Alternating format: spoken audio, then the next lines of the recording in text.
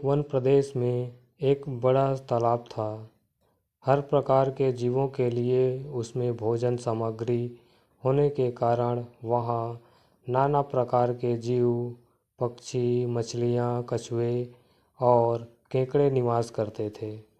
पास में ही बगुला रहता था, जिसे परिश्रम करना बिल्कुल अच्छा नहीं लगता था।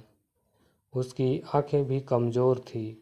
मछलियाँ पकड़ने के लिए तो मेहनत करनी पड़ती है, तो जो उसे खलती थी। इसीलिए आलस्य के मारे वह प्रायः भूखा ही रहता। एक टांग पर खड़ा यही सोचता रहता कि क्या उपाय किया जाए कि बिना हाथ पैर हिलाए रोज़ भोजन मिले।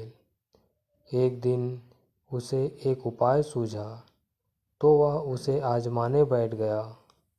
बगुला तालाब के किनारे खड़ा हो गया और लगा आँखों से आंसू बहाने। एक केकड़े ने उसे आंसू बहाते देखा, तो वह उसके निकट आया और पूछने लगा, मामा, क्या बात है? भोजन के लिए मछलियों का शिकार करने की बजाय खड़े आंसू बहा रहे हो।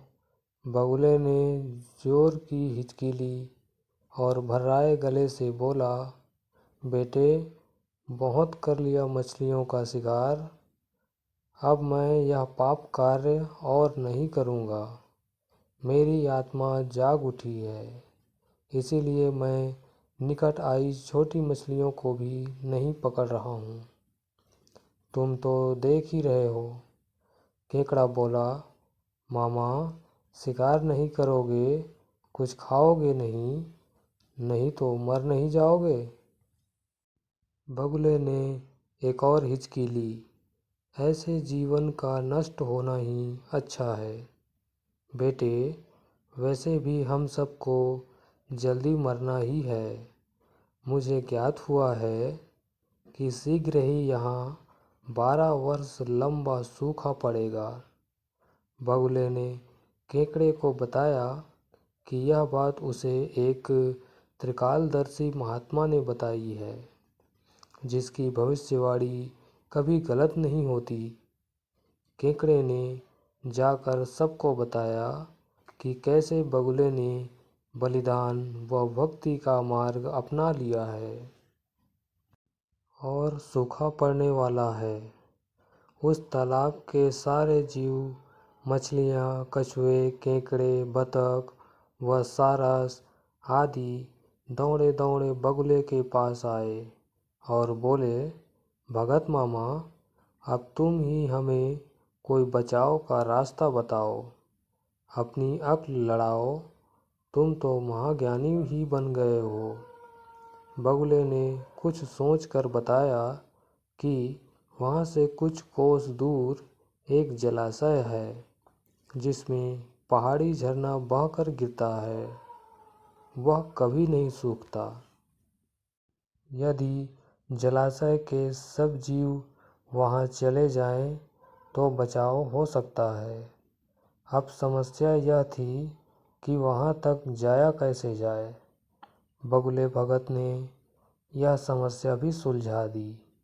मैं तुम्हें एक एक करके अपनी पीठ पर बिठाकर वहाँ तक पहुँचाऊँगा, क्योंकि अब मेरा सारा शेष जीवन दूसरों की सेवा करने में ही तो गुजरेगा। सभी जीवों ने गदगद होकर बगुला भगत जी की जय के नारे लगाए। अब बगुला भगत के पाँव 12 हो गए। वह रोज़ एक जीव को अपनी पीठ पर बिठाकर ले जाता और कुछ दूर ले जाकर एक चट्टान के पास जाकर उसे उस पर पटक कर मार डालता और खा जाता।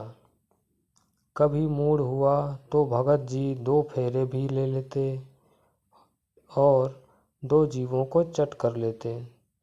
जब तालाब में जानवरों की संख्या घटने लगी, चट्टान के पास मरे जीवों के हड्डियों का ढेर बढ़ने लगा और भगत जी की सेहत बनने लगी। खा खा कर वह खूब मोटे हो गए, मुख पर लाली आ गई और पंख चर्बी के तेज से चमकने लगे। उन्हें देखकर दूसरे जीव कहते, देखो, दूसरों की सेवा का फल और पुण्य भगत जी के शरीर को लग रहा है। बगुला भगत मन ही मन खूब हंसता।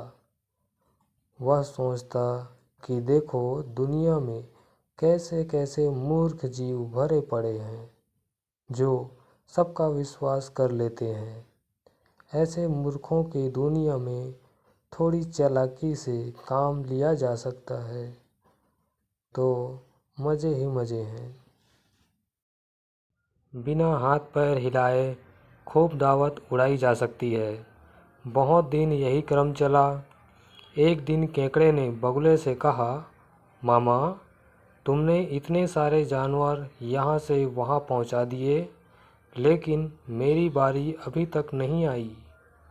भगत जी बोले, बेटा, आज तेरा ही नंबर लगाते हैं। आजा, मेरी पीठ पर बैठ जा। केकड़ा खुश होकर बगुले की पीठ पर बैठ गया। जब वह चट्टान के निकट पहुँचा तो वहाँ हड्डियों का पहाड़ देखकर केकड़े का माथा ठनका। वह हकलाया, यह हड्डियों का ढेर कैसा है? वह जलाशय कितनी दूर है? मामा बगुला भगत ठां ठां करके खूब हंसा और बोला, मूर्ख, वहाँ कोई जलाशय नहीं है। मैं एक एक को पीठ पर बैठाकर यहाँ लाकर खाता रहता हूँ। आज तू मरेगा। केकड़ा सारी बात समझ गया। वह सिहर उठा, परंतु उसने हिम्मत नहीं हारी और तुरंत अपने पंजों को आगे बढ़ाकर उनसे दुष्ट बगुले को गर्दन दबा दी और तब तक दबाए रखी जब तक उसके प्राण पखेरु उड़ न गए। फिर केकड़ा बगुले भगत का कटा सिर लेकर तालाब पर लौटा और सारे जीवों को सच्चाई बता दी, कैसे दुष्ट बगुला भगत उन्हें धोखा देता रहा।